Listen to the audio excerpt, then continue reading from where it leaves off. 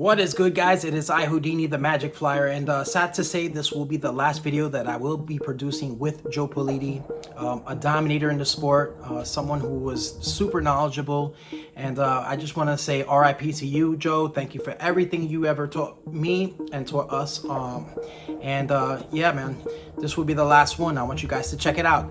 Definitely a little different, a little more organic, but we do a beautiful release, and he shares some things that possibly maybe people didn't know about, and I want to thank him, and big shout outs to you guys out there. Keep racing pigeons, do what you love, and do it Houdini style. Hey, what's going on? Not too much, Joe. You go to Belmont yet? No, I'm heading now. You don't know what time you got your birds, do you? 10:16.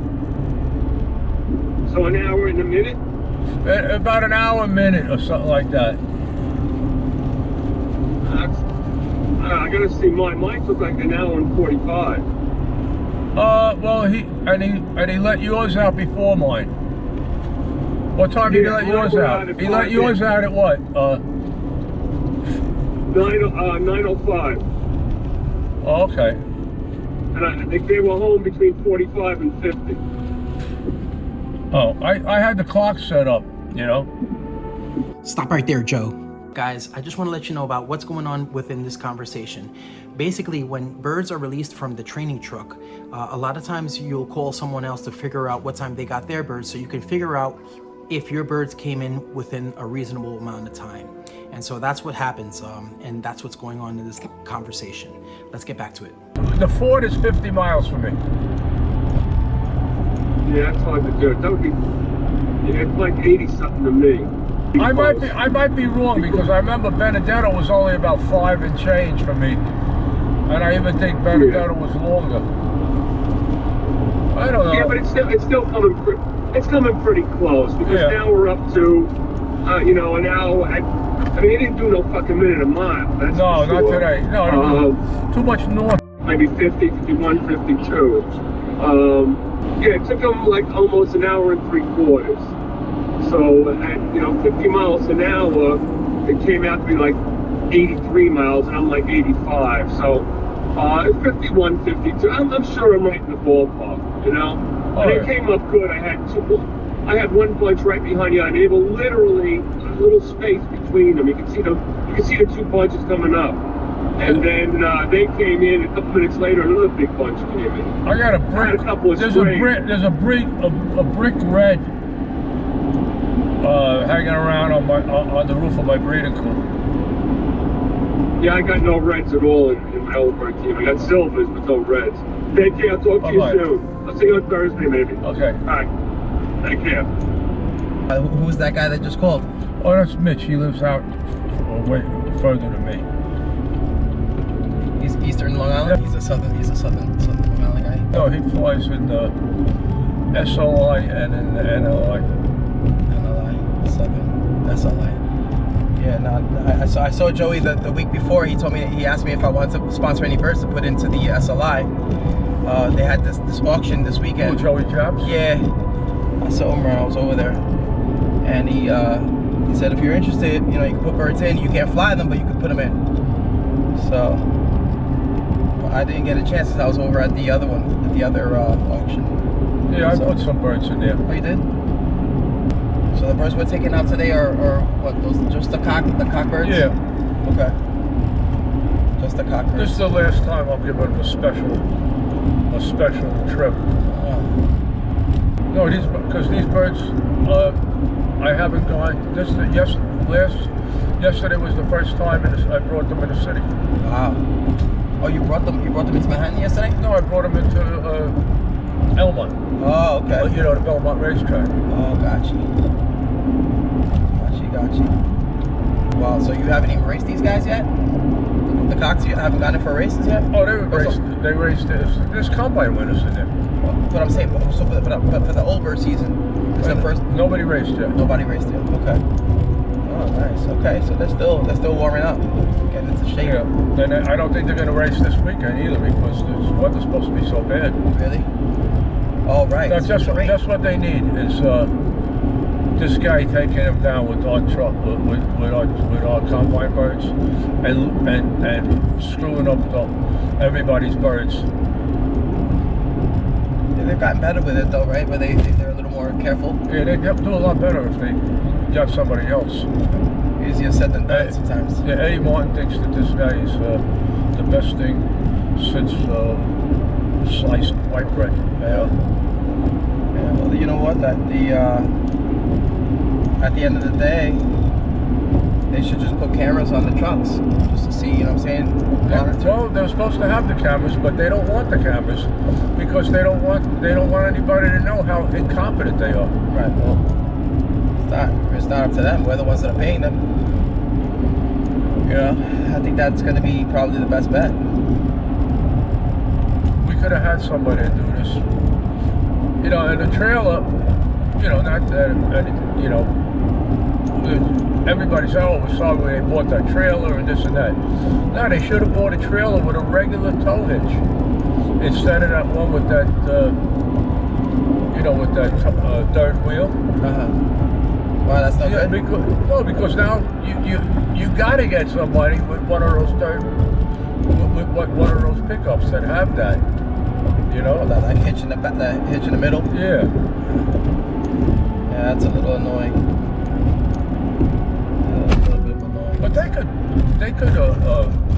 could change that. It costs a couple of bucks. It needs to change. Well, we'll see how the future holds. You know what I mean? But I think that wouldn't be a bad, you know, that'd keep people on their toes if they had the cameras on the trucks. You get one with a hard drive that holds for a certain amount of time. Just put it in there, you know what I'm saying? At least the cameras, you'll know when they're letting them out. They say, it's fine over there, and it's like fogged in, because they lie too, you know. Yeah, you got to be careful when it's fogged in. It's a little tricky. Definitely a little tricky when it's like. It's foggy, throws them off. Do you believe that? Do you believe the towers, the cell phone towers, affects their navigation? Yeah. Yeah, I think that I could see that, especially if they're using magnetic sensing. I'm sure that the radio waves coming off of the cell phone towers could be a hindrance. Yep. Now, do you have a certain like theory about how homing pigeons navigate? What do you think? What do you think they use, like as far as senses to get to there? Well, the Italian scientists said they go by smell. Okay. You know that? Yeah, no, I've heard of scent. They could smell. They can literally smell the shores. Like, you know what I'm saying? Like, they can smell certain types of, like, let's say, for example, salt water. Salt water, right? They can smell different coasts. In a 2006 study, a scientist assembled 48 young homing pigeons. In half of them, the nerves were cut that helped the brain determine magnetic fields. In the other half, the nerves that carry olfactory signals to the brain were cut. All of the birds were released 30 miles from their loft. Of those that could no longer detect magnetic fields, all but one was able to return after 24 hours. As for the birds with no sense of smell, only 4 made it back home.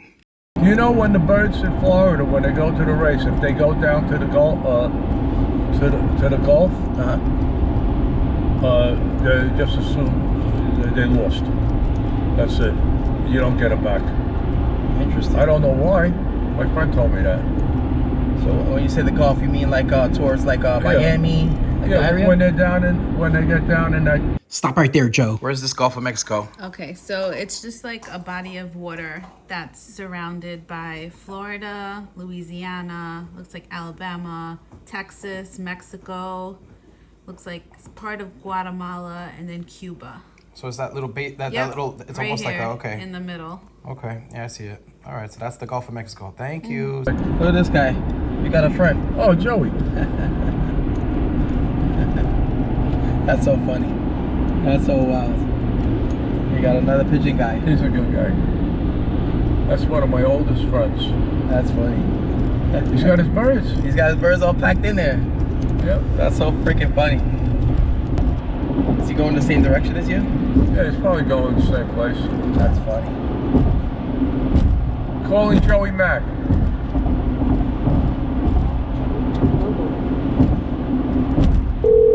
you shut that off now? Sure.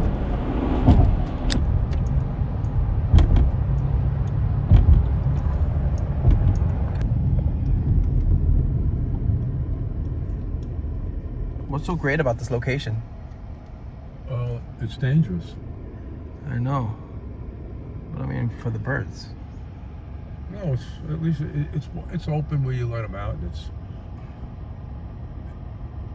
It's 43 miles to my house from here. Oh, 43? Yeah, but this is the first time I got my old birds, these males, this far. It's really light, right?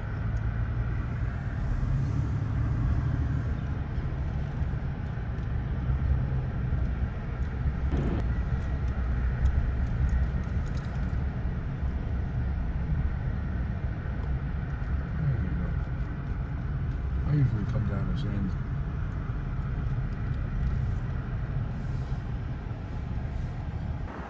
Joe, how many birds do we have in here? 12. Nice.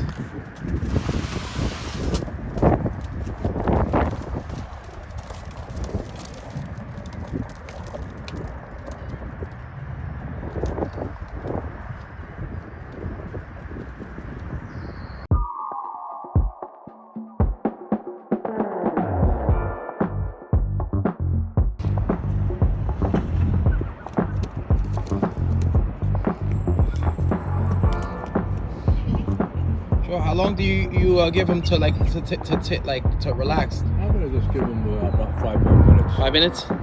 I'm getting anxious myself. I usually I would wait. I think that's enough. Another 5 minutes. You reestablish this? Yeah, because they were falling apart. And Right. You know, Smart. but they get plenty of air through this thing. Of course. Ventilation's key.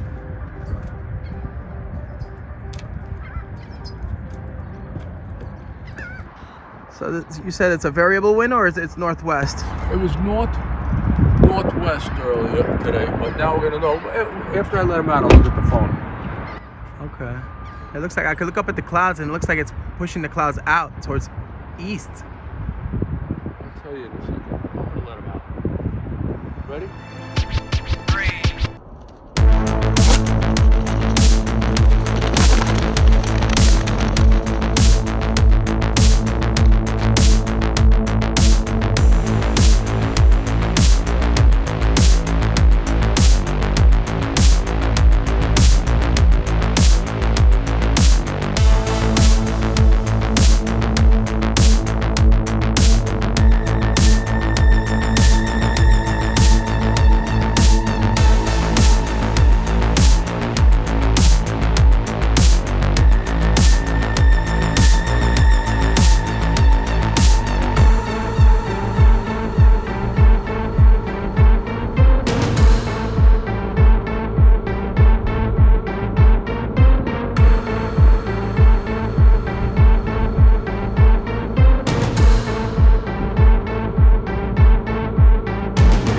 Bullets, and they took off pretty crazy.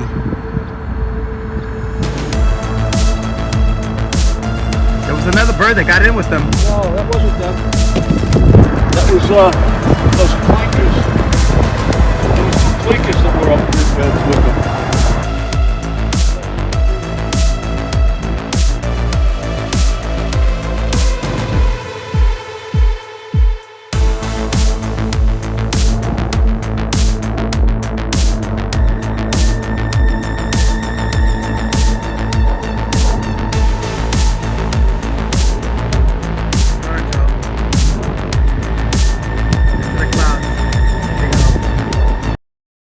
West, southwest at 4. So it's a southwest wind? Yeah, right now, but it was mostly north. So it's a southwest wind, west southwest. So Yeah. how does that work? West? That'll make them a little That'll help them home a little faster, but it was all north. It was mostly north this morning. So that was good, Joe. So that after this, they're gonna start going on the training truck. No, yeah, or I'll be taking them. Okay, so you might take them once or twice more. Yeah, but I don't think there's going to be a race, so whatever days I could train this week, I will. And they'll go long. Well, I'll give them to Ralphie. Ralphie, why is it important to let the birds kind of just sit there for a little bit instead of just letting them out?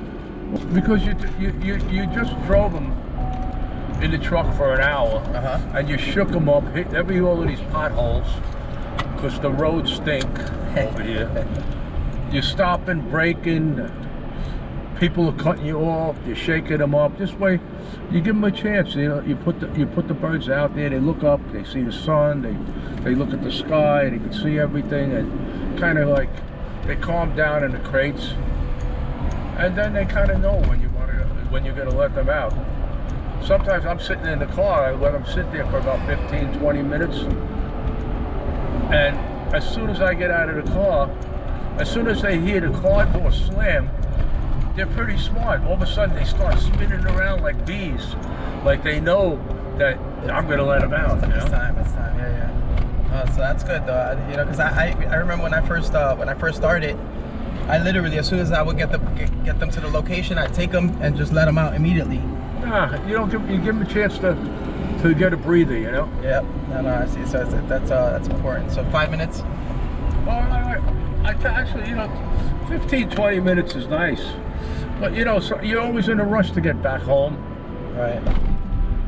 Now the birds are gonna beat us back home, right? Oh yeah. What do you think as far as how fast are they moving? Well, how fast can they move today? Oh well, no, we got the clock on. Yeah.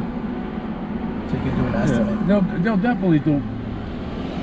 They'll probably do like around 50 miles an hour. 50 with the winds. Yeah. So that's pretty good. 50 miles an hour. Yeah. No, that's definitely gonna. As long as the wind is, if it's right, but the wind really isn't no factor today because it's like 5-6 miles an hour. This morning it was variable. So the winds play into how fast the birds obviously can get to their location. Yeah. What would you say the maximum speeds of a pigeon could get? Oh God, with the wind blowing them, sometimes they could go 50, they could go 60, 70 miles an hour. Wow. That's impressive. But you know, they'll fly 50 miles an hour. Pretty consistent. Yeah. Nice.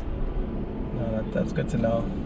And it's amazing too, believe it or not. So that's pretty amazing. What's close. So now we're headed back to the location. Everybody gets scanned in, right? Everybody that goes in has their chips on their legs. Yeah. So you'll know. All right, that's cool. And so do we have 12 hens also, or is it just 12 cocks? No, I have 18 hens. 18 hens. Yes, some people prefer to fly the hens instead of the cocks. Do you think there's a difference as far as you know, what bird like do hens recover faster than cocks? Recover from racing? From racing, yeah. Do they recover faster? You think? No, that's all the same with them. You know, depending on what kind of race. Does it take a toll on them? You know, was it a tough race? Gotcha. Did they stay overnight because they, you know, sometimes they went off course or something? Right. I can see that. They went off course, right? Or yeah, no, I guess it all plays into these factors. But no, that's good. That was really nice to see. And soon enough, we'll be doing the young birds, right? Yeah. Yeah. So we got to catch some footage of that. That's where the action is. Yeah. That's where the fun begins. Yep. You know. Jeez. So we'll check out that when it's time. But these were nice. It was nice to see your old birds today. At least, you know, take them out for their first run. See, look at we passed. That was us. Yeah, that was us before. Which is good. So I think that's good, Joe. As far as like footage and stuff like that, we got to see something short and sweet. Birds will make a fool of anybody. I had a bird for the blue band. It was a blue when they had the blue band, which was bigger than this race. And East Meadow had blue band. Okay, the bird dropped the 10. He had 9 flight. The bird won the race. Okay, 9 flight. And I would have got second too, but your buddy, may rest in peace, Joe Politi, kept calling me. Do you get anything? You get anything? And then I said, stop calling me. I'll call you when I get it, right? Listen to this. So I hang up the phone, and all of a sudden, the phone rings. I thought it was my sister, 631. I said, I picked it up. Yeah, Maria. Oh, it's me. I just changed I used the house number. And then there comes the bird hits out. I'm going, hey. 2 seconds, I lost it. Oh, 2 seconds. 2 seconds.